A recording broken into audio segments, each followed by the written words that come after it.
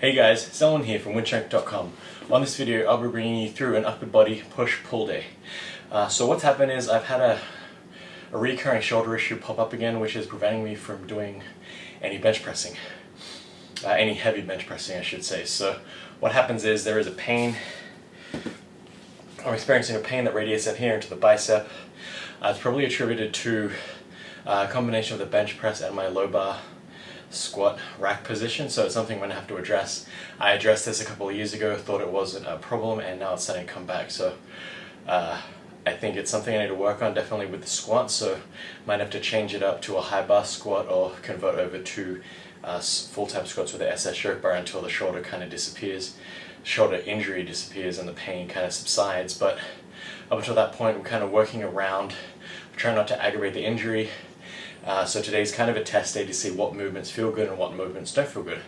Something you got to do, you got to train around your pain and injury management, so to speak. So the worst thing you could do, I think, is to not train. So you're better off doing something rather than nothing. One is better than zero, obviously. So here we are trying to figure out what movements work really well. So right now we just did our first set of heavy triples, 175 pounds with the overhead press, and what's great is, for right now at least, the overhead press is mostly unaffected by the shoulder pain, so I don't really feel any shoulder pain on the upwards or downward part of the movement. There's no after effects of pain in the biceps, so I think we're good pushing the overhead pressing for today. I am supersetting that with some push-ups just to get some more tricep and chest activation, but relatively lightweight because we are doing body weight and it's a slightly different movement pattern than bench press. I am doing them on the dumbbells so that I can get that neutral grip and straight wrists. So we're trying to, as much as we can, to not aggravate the injury anymore. And we're wrapping it up with some pull-ups on the fat grip bar. I noticed the pull-ups really help a lot just with general shoulder health for me personally, and they feel good to get that stretch position at the bottom of the pull-up there.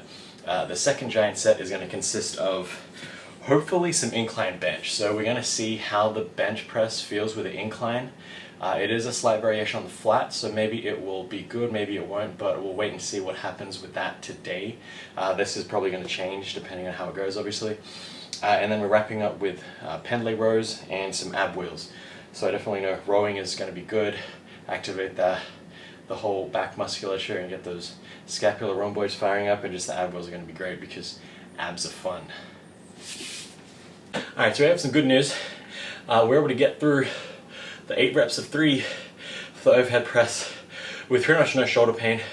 We're able to hit out some push-ups, and again, no shoulder pain. Did the pull-ups with the fat grip bar, no shoulder pain. So we're tracking really well today for working out without aggravating any shoulder issues.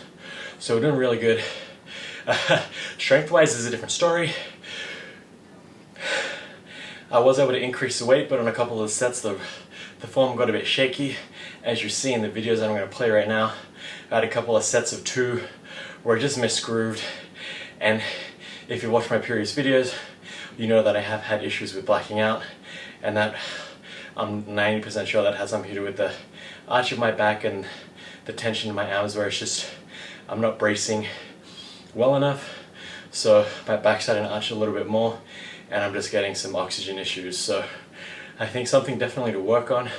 We've definitely found the point where I'm hitting RPE 10s at 185 for 2 to 3 depending on the set, and also depending on the technique, because when the technique was good for the heavy triples, the weight goes up really nicely, and obviously when the form is bad, it just gets away from me. You notice at the top what happens is when I push up, I'm not getting my head under the barbell soon enough, so it drives up and it just stays here. And you'll notice when in this position, if you're doing this, the weight's no longer over the midfoot, because now you've really started to lean back and push that weight away from you. And as we all know, everything likes to be lifted in a straight line, so that's something to keep in mind. It's very important to make sure that weight stays over the midfoot, and that comes from breathing and bracing, making sure that your core is tight and really just squeeze those glutes. And really, I would recommend, what I've noticed is squeezing the entire everything from like the waist down, just making sure everything's tight, everything's really engaged. When it doesn't, that's when problems start to happen.